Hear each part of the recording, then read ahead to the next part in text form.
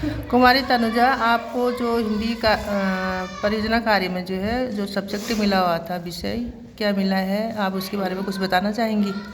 मेरा नाम तनुजा, मैं कक्षा 10 की छात्रा हूँ। मैं हिंदी परियोजना कार्य के अंतर्गत मेरी विषय वस्तु भाषा और व्याकरण है।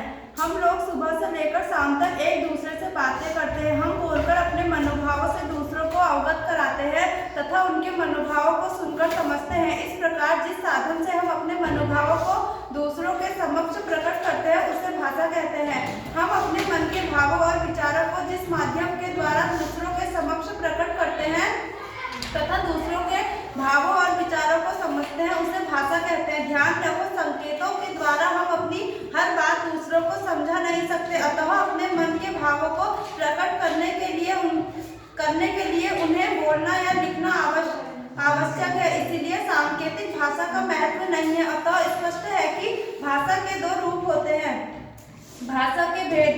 भाषा के निम्नलिखित भेद है: मौखिक भाषा तथा लिखित भाषा।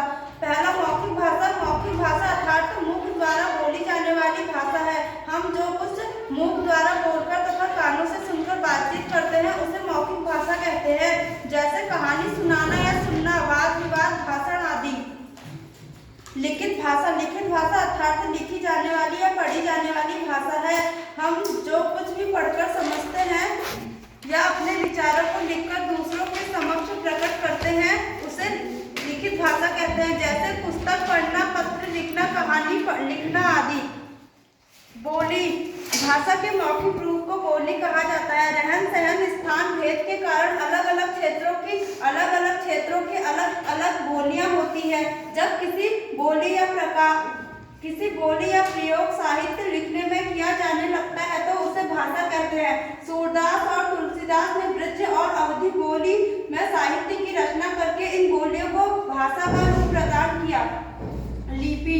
भाषा को लिखने के लिए जिन वर्णों या चिन्हों का प्रयोग किया जाता है उन्हें लिपि कहते हैं। हिंदी, संस्कृत, नेपाली और मराठी भाषा की लिपि देवनागरी है। अंग्रेजी को रोमन, उर्दू को फारसी तथा पंजाबी को गुरुमुखी लिपि में लिखा जाता है। व्याकरण। व्याकरण का सही ज्ञान प्राप्त करके ही हम किसी भाषा को शुद्ध बोलना, समझना, पढ़ना और लिखना सीख सकते हैं।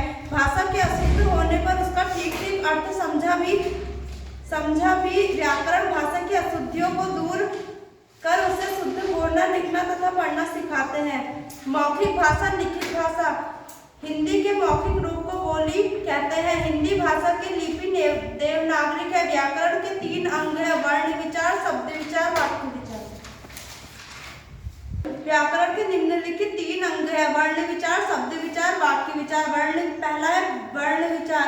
वर्ण विचार में वर्णों के भेद तथा उनके योग से बनने वाले शब्द एवं उनके उच्चारण तथा प्रयोग आदि एवं अध्ययन किया जाता है। शब्द विचार। शब्द विचार में शब्दों की उत्पत्ति, उनके भेद, विग्रह और विराम चिन्हों के प्रयोग पर विचार किया जाता है।